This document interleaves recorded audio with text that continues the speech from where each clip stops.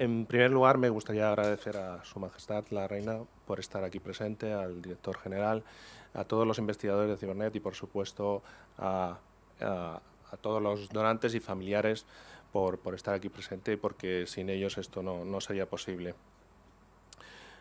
Mi charla es la continuación de la del doctor Alberto Rábano, y yo voy a hablar no de tejido, sino de otras muestras que los donantes nos brindan y que son muy útiles también para la investigación. Esto es el biobanco que dirige el doctor Alberto Rábano. Es un banco, hay muchos tipos de biobancos, pero este es de investigación biomédica y principalmente está enfocado a enfermedades neurodegenerativas y Alzheimer, ¿vale? Y es un banco de tejidos, pero aquí cuando hablamos de tejidos no solo hablamos de cerebro, sino también de otro tipo de muestras, como ha mencionado ya el doctor Alberto Rábano, líquido cefalorraquídeo, sangre, ADN, etc. Es muy importante entender que los biobancos no son solo las muestras. Las muestras simplemente por sí solas valen poco, porque necesitamos además saber el diagnóstico y muchos datos que nos dan valor a esas muestras. Es decir, el biobanco lo constituye las muestras biológicas más la información asociada, datos clínicos, diagnóstico, historia familiar, etcétera, etcétera. Y eso es muy importante, ¿vale? La calidad del biobanco, de las muestras, es no solo la muestra, sino la información que lleva asociada. Los estudios con estas muestras y su información nos permite estudiar biomarcadores para mejorar los métodos de diagnóstico, predecir el riesgo, respuestas a tratamiento. También nos permite buscar dianas terapéuticas y todo eso confluye en estudiar mejor la patología en la que estemos tratando. En el contexto del Banco de Tejidos de la Fundación 100, tenemos que considerar que además del Banco de Tejidos, toda esta información que tenemos de esas muestras que han donado los voluntarios y los pacientes, hay un equipo multidisciplinar formado por la unidad multidisciplinar de apoyo, el equipo de neuroimagen, neuropatología, como el doctor Alberto Rábano y su equipo, el laboratorio y toda la gente de la residencia, del proyecto Alzheimer Fundación Reina Sofía, que además de atender a los pacientes y a los voluntarios, consiguen información. El doctor Rábano ya ha mencionado, lo vemos, el programa de donación interna, que son principalmente los residentes del Centro de Alzheimer de la Fundación Reina Sofía.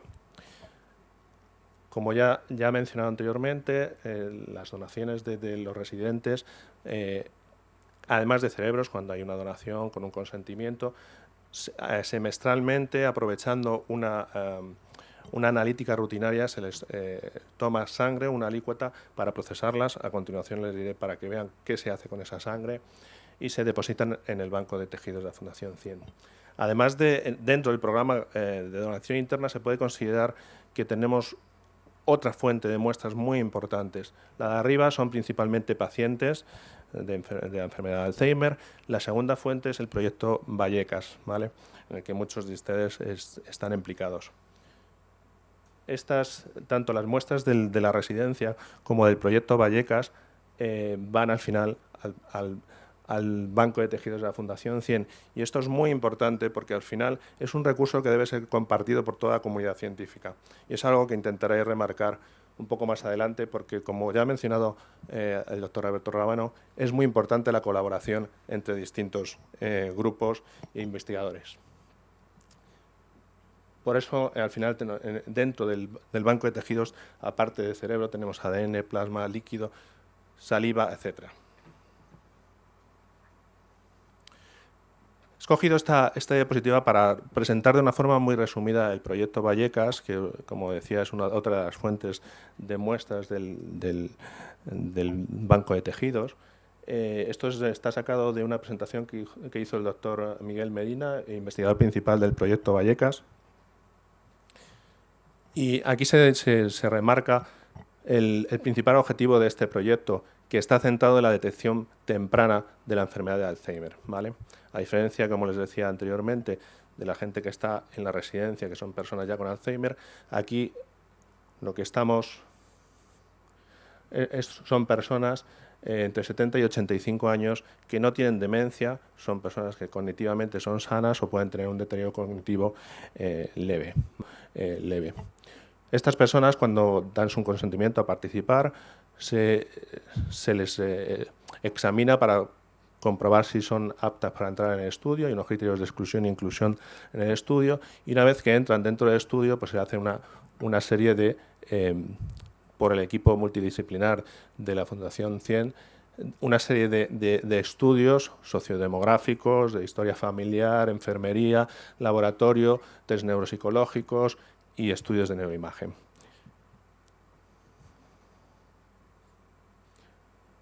En las muestras, como ahora veremos el protocolo, en las muestras de laboratorio se toma principalmente sangre por un procedimiento que veremos ahora y se depositan también dentro del proyecto Vallecas y luego posteriormente en el banco de tejidos de la Fundación 100. Esta es un poco una visión rápida de cómo va el proyecto Vallecas. Se inició a finales del 2011, la primera visita, y actualmente estamos revisando personas en la cuarta visita e iniciando la quinta visita. Está previsto que acabe a final del 2017 con la quinta visita. En el contexto de investigación dentro de la Fundación 100, estos dos proyectos pues, tienen sus limitaciones y sus ventajas. Dentro del proyecto Vallecas, que como les decía, está centrado en personas sin deterioro, sin demencia, con personas normales cognitivamente, con deterioro cognitivo. Tenemos pues, un buen tamaño muestral, porque son casi 1.200 personas. Son personas que están muy bien caracterizadas, porque como les he mencionado, se hacen estudios muy completos de todo tipo. Conocemos factores de riesgo, su evolución, etcétera, etcétera. Sin embargo, entre las limitaciones de este estudio es pues que tenemos un bajo número de conversiones de personas, entiéndanme bien, limitación en cuanto al estudio de investigación, bajo número de conversores a deterioros. Tenemos en esas personas que tienen un deterioro, la incertidumbre diagnóstica es mayor, porque ahora mismo no podemos saber si ese deterioro está asociado a una enfermedad de Alzheimer o otro tipo de proceso. El rango de edad es limitado, de 70 a 85 años, no cubrimos otros rangos de edad y no cubrimos todos los rangos de enfermedad. Aquí más abajo tienen pues, cómo sería la progresión de la enfermedad desde una persona que está normal a un estado presintomático, ya cuando tiene un deterioro cognitivo leve y luego ya una enfermedad de Alzheimer diagnosticada o declarada. ¿Vale? Este proyecto Vallecas cubriría las tres primeras partes de este espectro de la evolución de la enfermedad. El proyecto Vallecas de la Fundación del Centro Alzheimer, Fundación Reina Sofía, cubre el último aspecto, que es el de la enfermedad de Alzheimer. De nuevo aquí tenemos casos muy bien caracterizados por el equipo multidisciplinar de la Fundación. Tenemos muestras biológicas, datos de anatomía patológica cuando las personas fallecen y consienten a que se le haga estudio anatomopatológico, y están todas ellas en un entorno muy homogéneo. El problema es que hay un sesgo de selección, porque aquí de todo el espectro de enfermedades neurodegenerativas, pues principalmente solo tenemos Alzheimer, eso puede ser una limitación. También una ventaja, es una población relativamente mayor, no tenemos personas muy jóvenes, no tenemos otro rango de edad, y el número de pacientes pues, es limitado por este tipo de estudios. Como verán, para la mayor parte de los estudios se necesitan tener un número de casos elevados, porque al final se trata, en la mayor parte de estudios, comparar casos y controles, y necesitamos tener una casuística amplia. Estas muestras nos permiten estudiar factores de riesgo, principalmente, como les decía, a través de estudios caso-control. Como les digo, el número es limitado y necesitamos colaborar. Es muy importante en la investigación biomédica actual el colaborar con distintos grupos españoles y mundiales. También estudiar biomarcadores, firmas predictivas, clasificadores y diagnósticas, y con esto también abundar en los mecanismos patológicos de la enfermedad. Este es el esquema de lo que se hace con la sangre de las personas que se estudian aquí. Ya les decía, en las personas de la residencia, cada 6 meses, aprovechando las analíticas rutinarias, se les toma una muestra de sangre que se procesa de esta manera.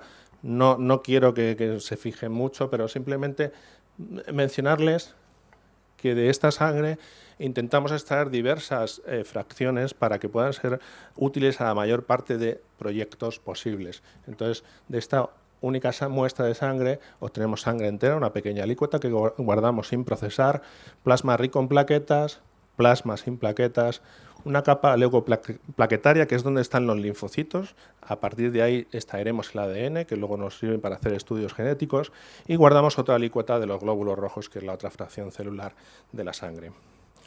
En el caso del proyecto Vallecas, como las visitas son anuales, se toma una muestra de sangre anualmente y no semestralmente, como en el caso de las personas que están en la residencia.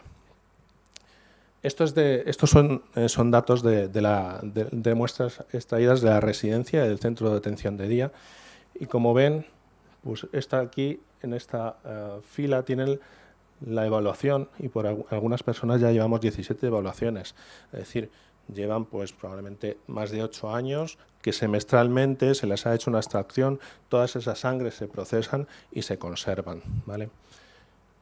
Actualmente pues tenemos almacenadas más de 25.000 muestras de todas esas fracciones que les he mencionado anteriormente de la residencia. Del centro de atención de día hay menos pacientes que atienden al centro de atención de día, y tenemos también menos visitas porque algunos entraron más tarde, pero tenemos aproximadamente 4.000 muestras almacenadas y depositadas en el biobanco de la Fundación CIEN y a disposición de la comunidad científica. Aquí tienen un poco la evolución en función de la evaluación. Obviamente, con la primera evaluación tenemos muchas más muestras que con personas que tienen ya 14 o 15 evaluaciones. Estos son datos del proyecto Vallecas y son las muestras, las alícuotas distintas alícuotas de sangre de las personas que participan en el proyecto Vallecas, como os recordaba, personas sin deterioro, sin demencia o con deterioro cognitivo leve. En la primera evaluación se reclutaron 1.169 personas, y en la siguiente evaluación, que están algunas de ellas en marcha, estamos procesando muestras. Total, en este momento tenemos pues más de 46.000 muestras de sangre de estos voluntarios. Aquí les pongo un ejemplo para que vean algunos de los estudios que se pueden hacer y de la información que nos da la genética. Aquí es una comparación, sería lo que les decía anteriormente, un estudio caso-control. En este caso, aquí estarían los pacientes de Alzheimer, de la residencia. Y quiero que se fijen, este es un gen que se llama ApoE y es el factor de riesgo más importante en la enfermedad de Alzheimer. Y si se fijan en estos dos sectores, que llamamos E4 y E3, E4, que tienen este alelo E4 del gen ApoE, pues si lo suman, ven que en esta población el 48% de las personas tienen al menos un alelo E4 en el gen ApoE, mientras que en la población que no tiene demencia, solo el 18% tiene este alelo E4. Aquí tenemos el OR, o odds ratio, que es una medida del grado de asociación de este polimorfismo, y ven que es 4,2. 1 sería que no hay ninguna asociación, luego volveremos sobre ello. Un odds ratio de 1 quiere decir que la frecuencia en ambas poblaciones de este polimorfismo sería idéntica y no habría ninguna asociación, pero vemos aquí, podríamos decir que hay como 4 veces más riesgo de sufrir un Alzheimer cuando se porta este alelo E4 en el gen ApoE. Y esto es una comparación que hemos hecho con las poblaciones del proyecto Vallecas y de la residencia. Pero quizás esto ya está descrito en la literatura desde hace bastantes años, pero quizás todavía más interesante es que dentro solo del proyecto Vallecas, que ven aquí, antes habíamos contado un 18% de portadores de E4, si nos dividimos esta población en aquellas personas que han sufrido, que hemos visto que o inicialmente o posteriormente han sufrido un deterioro cognitivo leve, vemos que esas personas, comparadas con las que no han sufrido, las que se han mantenido normales, vemos que también aquellas que tienen una disfunción cognitiva tipo enfermedad de Alzheimer en sus inicios, pues vemos que tenemos aquí ya un 29% de personas en esta población dentro del Vallecas, mientras que en esta otra es mucho menos frecuente, un 16%. Es decir, que no solo no es un riesgo, sino que nos está prediciendo la posibilidad de que una persona en un periodo de años corto tenga una alteración cognitiva tipo enfermedad de Alzheimer. Les hablaba que además de las muestras de de sangre, también hay en el banco otras muestras biológicas, líquido cefalorraquídeo, que en las autopsias post-mortem el equipo del doctor Rábano extraen. Ya tenemos más de 290 muestras. Esta es la evolución en estos años. Muestras de piel que también se postula que pueden servir como marcador de la enfermedad de Alzheimer. Los doctores Marian Cea Sevilla y Alberto Rábano también están en colaboración con diversos centros españoles, están recogiendo lágrimas para buscar biomarcadores también en este fluido, y saliva se recogió puntualmente en una colaboración con la doctora Eva Carro del Hospital 12 de Octubre. A continuación les quería mostrar qué hemos hecho con estas muestras, tanto de la residencia como del proyecto Alzheimer. Las he agrupado en tres partes: trabajos de investigación en genética, en biomarcadores y aspectos moleculares. Le voy a pasar 3 diapositivas que no pretendo que lean para nada, simplemente es que vean pues, que se han hecho cosas. Pero quería remarcar de nuevo que si se fijan en las publicaciones, lo que pueden ver es que hay muchos autores en la mayoría de ellas. Y eso, de nuevo, es muy importante. Todas esas publicaciones, pues la mayoría tienen más de 10 autores porque hemos colaborado en muchos grupos, muchos de los que están aquí presentes han participado en ellas. Y eso es importante en la investigación biomédica, en genética, biomarcadores y en casi toda la investigación que se puede hacer sobre la enfermedad de Alzheimer. Estos son algunos ejemplos de trabajos en genética que se han hecho, biomarcadores, de nuevo ven que hay un número importante de autores, y aspectos moleculares de la enfermedad de Alzheimer. Yo entiendo que esto de las publicaciones, ver unos títulos, unos autores, es muy etéreo, y me gustaría ser más concreto y que vean que realmente qué es lo que hacemos con estas muestras. Entonces he seleccionado de todas esas publicaciones 2, que se las voy a contar en más detalle. Quizás el nivel sea un poco muy científico para algunas personas, pero quiero que se queden con el detalle de qué tipo de análisis se hacen con esas muestras. El primero que he elegido es uno de biomarcadores, un trabajo que publicamos el año pasado, en el verano pasado, y lo he elegido porque lo que busca son marcadores periféricos de sangre, marcadores que nos permitan diagnosticar la enfermedad en sangre. Y además, aparte de que, como pueden ver aquí abajo, pues han colaborado muchos hospitales, por supuesto la Fundación 100, el Centro de Alzheimer, Fundación Reina Sofía. También es un ejemplo de colaboración público-privada, porque este estudio estuvo patrocinado en gran parte por BioCross, que es una spin-off del Consejo de Investigaciones Científicas, surge inicialmente. Y gran parte del reclutamiento y de los fondos de este estudio se hizo en colaboración con esta empresa. Entonces, en este estudio participaron 7 centros en toda España, se reclutaron 306 personas, como les decía, controles cognitivamente sanos, muestras de enfermos de Alzheimer, personas con deterioro cognitivo leve y personas con otras demencias. Lo que hicimos aquí fue comparar una serie de marcadores, 495 marcadores en sangre, metabolitos, por unas técnicas sofisticadas de espectrometría de masas, combinado con cromatografía en fase líquida, y comparamos las muestras, esos metabolitos en los pacientes de Alzheimer con los controles. Y a la vez comparamos también las personas que tenían deterioro cognitivo con los controles. En esas comparaciones obtuvimos que en la primera comparación, controles deterioro cognitivo leve, había 78 moléculas alteradas. En la comparación con los Alzheimer encontramos 100.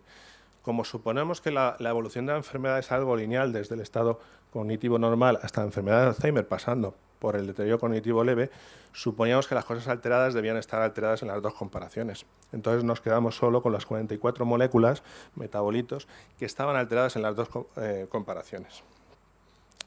Con esas 44 moléculas hicimos un análisis matemático que nos permitía definir de todas esas moléculas cuáles son las más informativas para distinguir el deterioro o el Alzheimer de los controles. Y llegamos a 7 moléculas, que son 3 aminoácidos, el ácido glutámico, el aspartico, la alanina, y otras 4 moléculas de origen lipídico, como las esfingomirinas, fosfatidiletoanolamina, un ácido graso no saturado, que nos permitían separar los controles de los casos con una fiabilidad por encima del 80%. Y tengan en cuenta que esto es con una muestra de sangre, ¿vale? Entonces, es un poco a donde parte de la investigación en este campo debe ir, a intentar diagnosticar en fases tempranas la enfermedad y, a ser posible, con muestras periféricas. Ahora mismo, como este estudio, hay otros publicados en el campo. Lo que estamos es en una fase de replicación del estudio y comprobar que esto que hemos hecho con una serie de pacientes de distintos sitios realmente se replica con otros centros de reclutamiento a nivel europeo. La segunda parte que quería darles un ejemplo es de los trabajos de genética. El año pasado también publicamos un trabajo de revisión en el que participa también el doctor Soriano, el doctor Ávila, el doctor Medina, en el que analizábamos factores de riesgo, los factores genéticos de riesgo de la enfermedad de Alzheimer, pero incidiendo en factores adicionales a los tradicionales genes asociados a la enfermedad. Uno de los mecanismos que discutíamos en este trabajo es la interacción entre genes distintos. Y eso me da pie para... Bueno, aquí ven una tabla que publicábamos en este trabajo, donde no van a ver, pero ven que lo que pueden ver es que hay muchos genes que se han asociado a la enfermedad de Alzheimer, cada uno con un riesgo asociado. Quizás en esta figura, que no es de este trabajo, pues lo pueden ver más claramente. Aquí estarían, aquí en el eje Y ven el riesgo. Estos son los genes que tienen, cuanto más alto, mayor riesgo.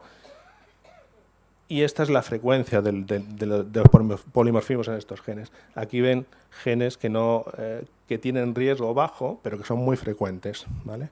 Todas estas cosas al final contribuyen a la enfermedad. Pero en este trabajo que les mencionaba anteriormente, hablábamos de factores adicionales, y uno de ellos es cómo interaccionan los genes entre sí, porque en esa tabla que les he puesto es como cada uno de esos genes interviene en la enfermedad de Alzheimer. Pero cuando se combinan los genes pueden tener efectos diferentes. Esa interacción es un ejemplo de esa interacción es el trabajo que quiero contarles un poquito más en detalle. Espero hacerlo rápidamente para no entretenerles más. En este trabajo lo que estudiamos es un gen que se llama BACE1, es una enzima implicada en el procesamiento del péptido amiloide y los depósitos amiloides que se ven en el cerebro de los pacientes de Alzheimer. Por la literatura había referencias de que había un polimorfismo que puede estar asociado a la enfermedad, pero había muchos trabajos contradictorios. Nosotros decidimos analizar también este